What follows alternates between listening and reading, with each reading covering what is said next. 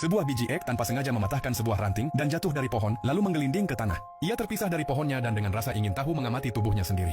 Tak lama kemudian, biji ek itu melihat sebidang tanah yang disinari matahari. Ia segera berlari ke sana, memeriksanya berulang kali, dan memutuskan bahwa tempat itu adalah lokasi sempurna untuk membangun rumah baru. Tiba-tiba, semua biji ek di pohon oak jatuh ke tanah seperti hujan.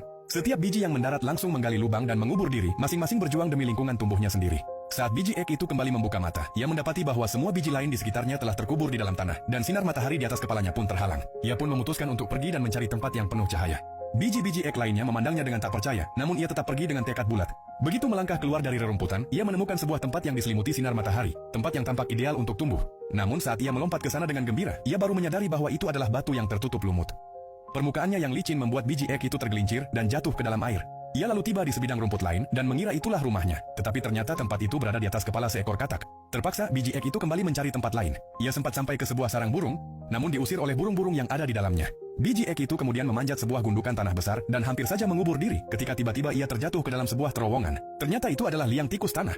Ia terlempar keluar oleh sebuah jamur dan nyaris dimakan oleh tikus tanah tersebut. Tak punya tempat tujuan lagi, biji ek itu berlari ke belakang sebuah batu dan merasa sangat patah hati. Keadaan makin buruk ketika tetesan hujan mulai jatuh ke tanah, lalu berubah menjadi hujan deras. Biji ek itu hanya bisa mengenakan topinya dan mencari tempat untuk berteduh.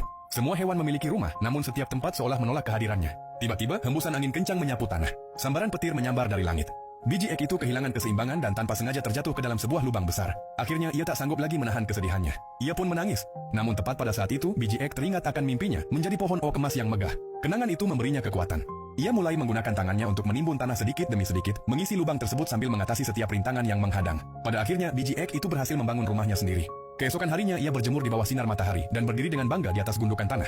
Ia akhirnya menyambut musim semi miliknya sendiri dan menyadari bahwa semua kesulitan yang telah ia lalui benar-benar sepadan.